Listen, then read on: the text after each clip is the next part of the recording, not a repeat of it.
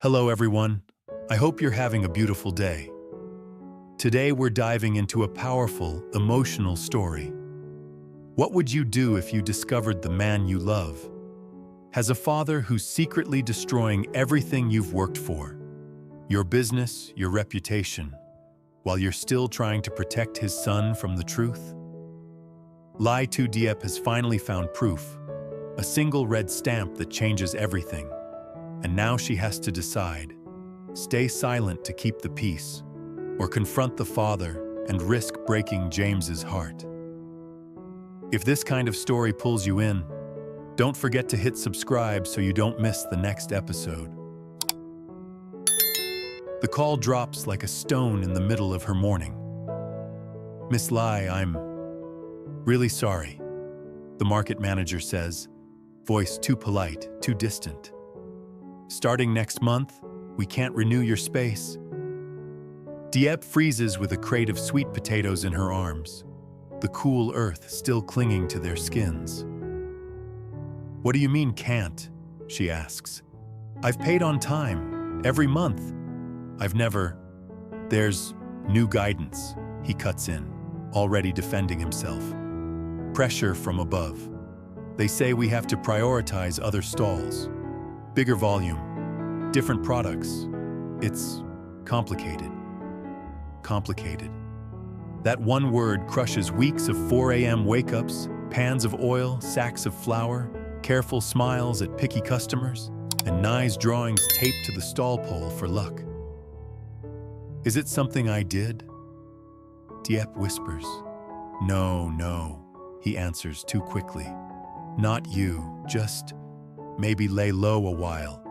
Try another market or something else. I can't say more on the phone, please understand."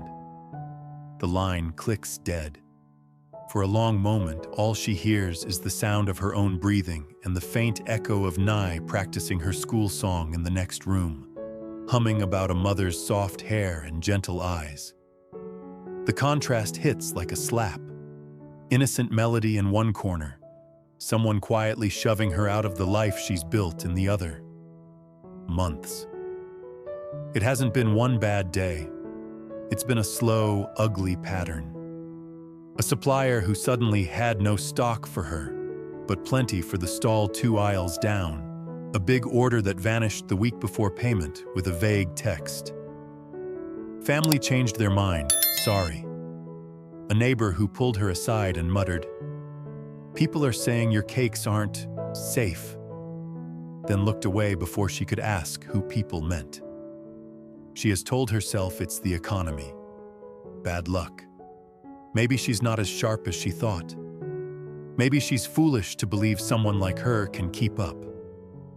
Those thoughts have become so familiar, they sound like her own voice. But they aren't. Across town, in an office that smells like polished wood and old decisions, James's father leans back in his chair and listens to a man with the empty smile give a report. "The market stall is handled," the man says. "Manager got the message. No renewal." "And the suppliers?" the father asks. "Most have reconsidered. There will always be 1 or 2 stubborn ones, but they'll learn. A few late deliveries, a whisper here and there." The father flicks invisible dust from his sleeve. "Good. She'll blame herself. That's important. When a woman like that starts to think she's the problem, she'll quietly step aside. My son will be redirected." He doesn't say James's name. He doesn't have to. Back in her small kitchen, Diep sets the crate down, suddenly too tired to stand under its truth. Business declining in a straight line she can't stop watching. The savings she promised herself she'd grow, shrinking. The little niche she carved for herself at the market, cracking. The dream of standing side by side with James, both of them proud of what they've built, blurred. She doesn't know that the same hands trying to steal her relationship are quietly suffocating her livelihood. All she knows is this ache in her chest that won't leave. She wants to call James, The urge is so strong, her finger actually taps his name on the screen. She imagines his voice, soft, teasing, always reaching for a solution. She imagines telling him everything: the canceled stall, the strange whispers, the way the manager sounded afraid of someone she hasn't even seen, but she stops with her thumb hovering over call. He's far away. He has his own problems.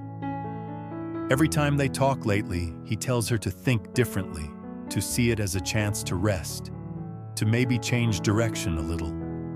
He says it kindly, but every word lands like a tiny eraser over months of effort. He doesn't know his father is the storm behind her bad luck. He thinks she's just tired, discouraged. Maybe it's not worth it, she thinks.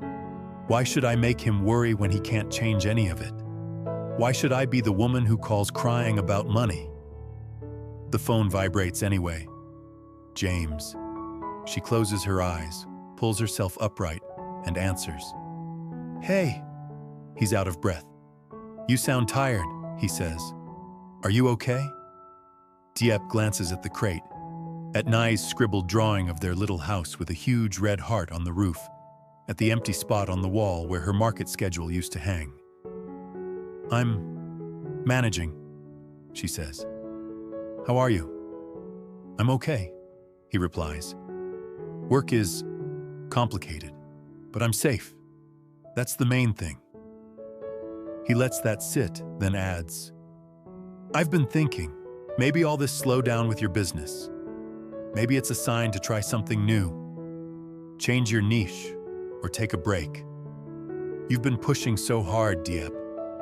Maybe it's time to breathe. She hears the care under the words. She also hears what's missing. No one has sabotaged you. Nothing unjust is happening. This is just life. There was a problem with the stall, she says cautiously. Renewal. They said no. What? He asks. Why? Guidance from above, she repeats, tasting the phrase. They didn't explain. He exhales. Markets are like that. Rules change. Maybe it's not about you at all. Maybe it is, she thinks. Maybe it's exactly about me, about us. Aloud, she only says, maybe. Hey, James adds, softening his tone. Don't let this define you. You're more than a stall. Try to see it differently. Maybe something better will come. Promise me you'll stay open to that? She presses her lips together against the swell of everything she isn't saying. That her something better was already here, and someone is intentionally tearing it apart. That she's tired of being brave on days when brave feels like a pretty word for alone. I'll try, she answers. Good, he says, relieved. We'll get through this. Together. Together. The word is kind. The reality is she is in this kitchen with extra crates of sweet potatoes and no place to sell them, and he is miles away in a room she's never seen, advising her to change her mindset while his father quietly moves pieces she can't see. I have to go, he says. Signal's bad. Just promise you'll rest a little? Think about new options? Don't carry everything by yourself. Too late, she thinks. I promise. She lies gently. Take care of yourself. The call ends. The heaviness stays. She doesn't see the conversation that happens minutes later. James's father calling his contact at the district office, casually asking how our little problem is progressing. They're saying it's market rules, the man assures him. She'll never trace it up to you. She probably thinks it's her cooking or bad luck. Good, the father says. Let it be bad luck. My son will thank me later. Afternoon turns practical out of necessity. Diep fries a smaller batch, packages them carefully, and walks a route that's become too familiar. Cafes, neighbors, anyone who still buys directly from her hands instead of a stall. Nai trots beside her for the last stretch, skipping and humming. Auntie, she says, if we don't sell here, We sell somewhere else, right? We're clever. Diep forces a smile. Yes, we're clever. We still have Uncle James, Nye adds, as if that's the ultimate safety net.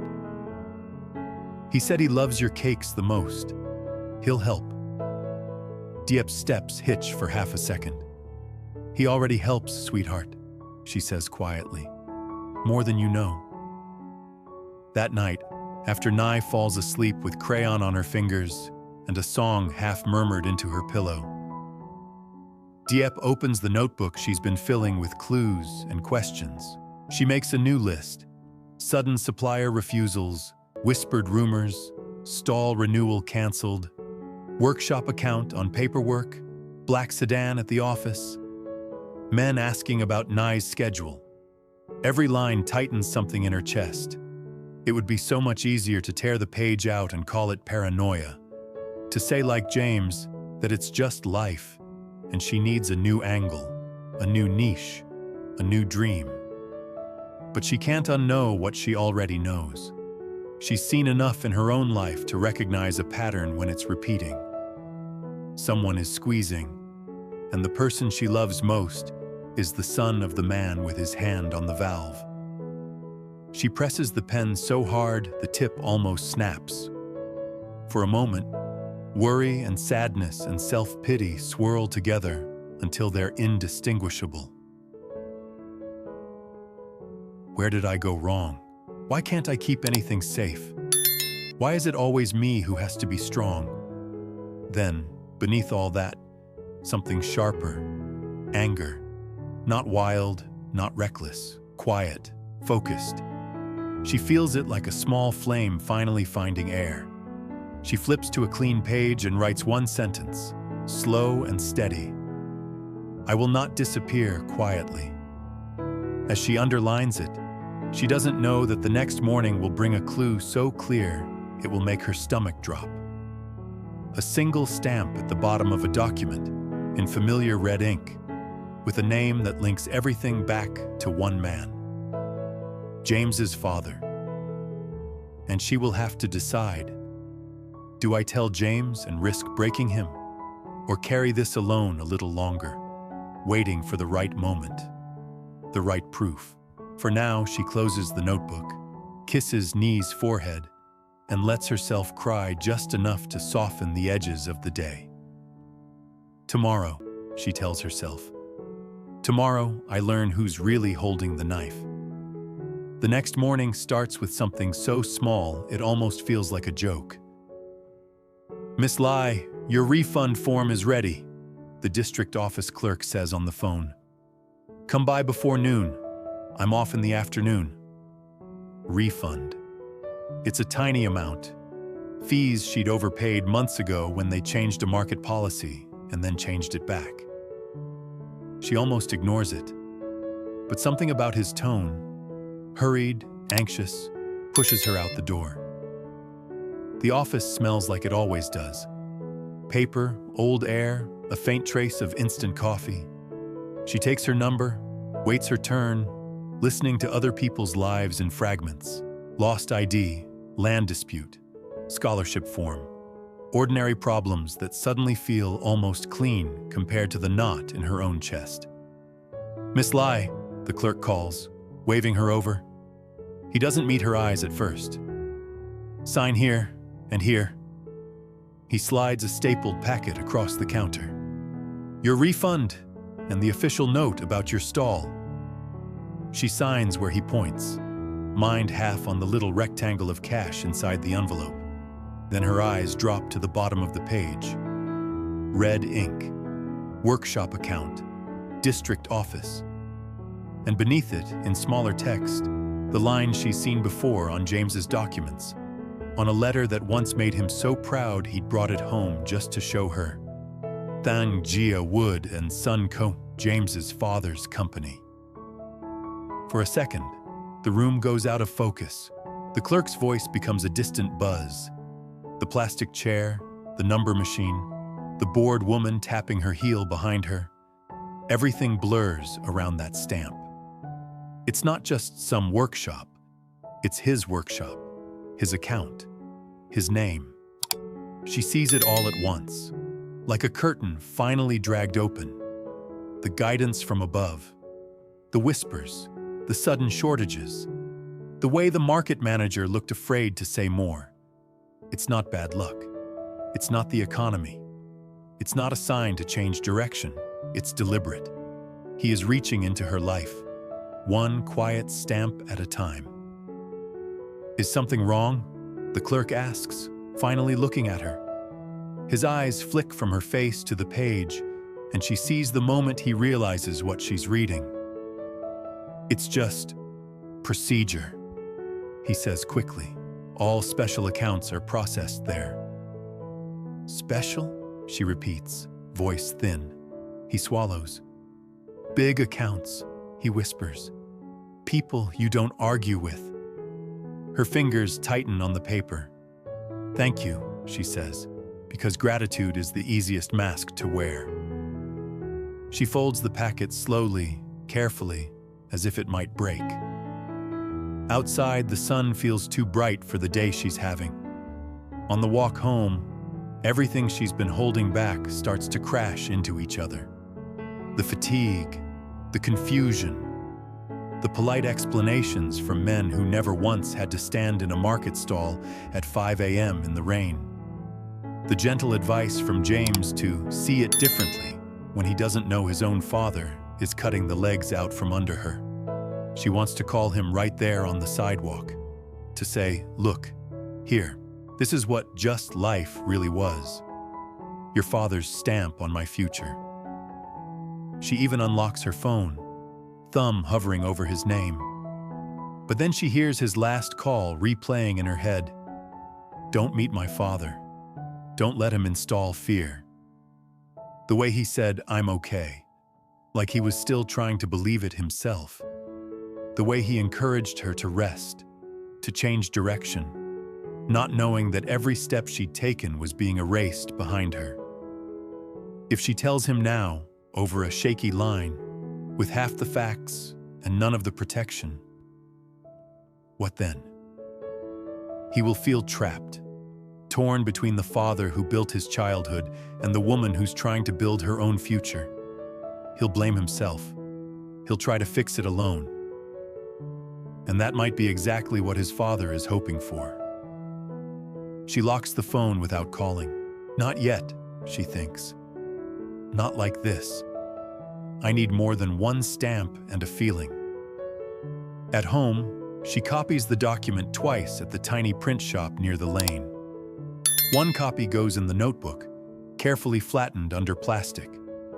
The other she folds into a slim envelope and tucks inside a worn cookbook on the highest shelf.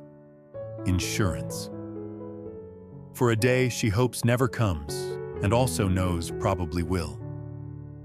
The rest of the morning, the sabotage continues its quiet march. A cafe owner who always bought a dozen cakes every Wednesday shakes his head, eyes sliding sideways. People are saying you might stop selling soon, he says. I don't want customers to get used to something they can't keep buying. A supplier shrugs apologetically. Orders are tight. The bigger stalls, we have to make them happy first. You understand, right? Her landlord leaves a note under the door. Rent increase next month. Market rate adjustment. No discussion, no warning. Each little cut on its own would be survivable. Together, they feel like death by 1,000 polite favors. In the middle of it all, James calls. She actually considers not answering, just for a second, afraid her voice will betray too much. But that same part of her that won't tear out pages from her notebook won't ignore him either. She swallows, breathes once, and picks up. Hi, she says. I've been thinking about you all morning, he admits. You sounded off yesterday. Are you sure you're okay? She looks at the stack of unsold cakes on the counter, at the document tucked under the rice jar, at Nee's school shoes lined up neatly by the door. She thinks of the stamp with his father's company name, pressed into her life without her consent. I'm tired, she says honestly. But I'm okay. He sighs softly. I wish I could be there. If I were, none of this would feel so heavy. A bitter little voice in her chest whispers, if you were here, he wouldn't dare. Aloud, she says, you being safe is already a lot. He starts talking about ideas he's been reading. People changing careers at 40, women opening online shops, couples moving somewhere cheaper and starting over together. He paints it like a new adventure, a fresh chapter. She hears the love in it, the desire to pull her out of pain without knowing who pushed her in. Maybe this is all happening to give you a chance, he says. You're more than what they let you do at a market, Diep. You're creative. You're stronger than you think. She closes her eyes, letting the compliment hurt and heal at the same time. You always say the right thing, she murmurs. If only you knew what the wrong thing looks like, she thinks.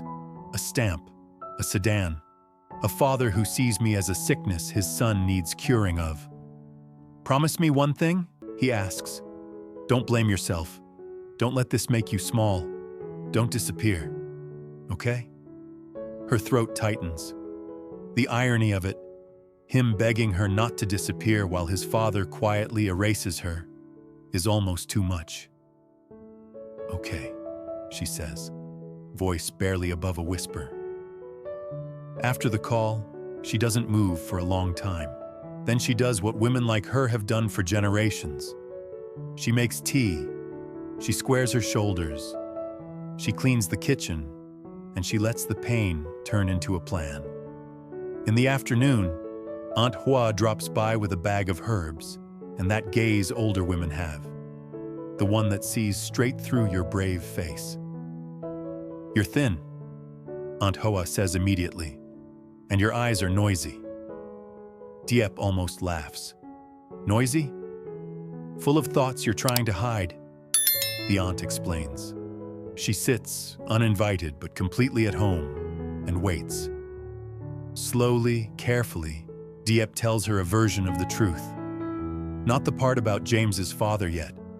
That knot is too tangled to hand to anyone else. But the pieces around it. The canceled stall, the suppliers, the stamp she accidentally saw, the feeling that someone she's never met has decided she's in the way. Aunt Hoa listens without interrupting, only nodding at the right moments. When Diep finishes, she lets out a long breath. You know what I hate the most? The older woman says. When people hurt you from behind a curtain, then tell you God or fate did it, so you don't know where to throw your anger. Tears prick Diep's eyes. So what do I do? You don't throw it, Aunt Hoa says calmly. You carry it, until you know exactly whose doorstep to put it on. She leans forward. If the man behind this is tied to James's family, that's a problem for both of you, not just you. Don't decide for him what he can or cannot handle. Men think they're strong, but half the time, they are strong because a woman took the worst part away without telling them. That's love, but it's also a little unfair to you. Diep stares at the table. I don't want him to hate his father because of me. If his father is doing this because of you, Aunt Hoa says quietly, then he already made that choice. The only question is whether James lives in the dark or walks in the light with you. The words land deep, like a pebble that doesn't splash, but sinks straight to the bottom. That night, Diep sits alone after everyone sleeps. The document open in front of her, the red stamp glowing like a wound. She writes 2 letters, one addressed to James, telling him everything. Names, dates, the stamp, the sedan, the way his father's shadow keeps falling across her days. She writes the words like she's pulling thorns from her own skin.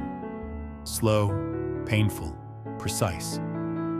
The other addressed to his father, not as a plea, but as a line in the sand. "I know," she writes, "and I am not leaving your son. If you believe your name can erase mine, we will see which story stands longer." She finishes both, signs both, folds both. Then she does the hardest thing. She doesn't send either one. Not yet. Instead, she tucks James's letter in the same high place as the copied documents and slips the letter to his father into her bag. Tomorrow. The meeting he demanded. The yard where trees listen. The witnesses she's been quietly gathering. She lays down, eyes wide open in the dark, heart beating between fear and fury. Somewhere in another part of the city, a man with her future on his desk sleeps soundly, convinced she is already bending. She turns toward the wall where Nye's drawing hangs, the three of them, simple and smiling under a bright roof, and whispers, almost to herself, "I won't disappear quietly, James, and I won't let your father write my ending." Whether she tells him tomorrow, or the next day, or in the middle of a storm she can't yet see. One thing has shifted. She is no longer asking if this is really happening. She's asking what she's going to do about it. And that question, more than any letter, is what will decide who breaks first. Will she walk into that meeting holding her silence, or holding the truth in both hands? The answer waits on the other side of sunrise. Lie to Diep's world quietly collapses while she's still trying to smile through it. Her market stall is canceled, suppliers back away, rumors spread, and her income shrinks. Yet everyone calls it rules or bad luck. James, far away and unaware his own father is behind it all, gently advises her to see it differently, to rest, to change direction. Diep swallows her pain, not wanting to burden him. Everything shifts when she sees a red stamp on an official paper. Workshop account, Thanjia Wood and Son Co., James's father's company. The sabotage is real, deliberate. Torn between love and truth, Diep confides in Aunt Hoa, who urges her not to carry this alone. That night, Diep writes 2 unsent letters, one to James, one to his father, and prepares for a confrontation that could either free her or shatter everything.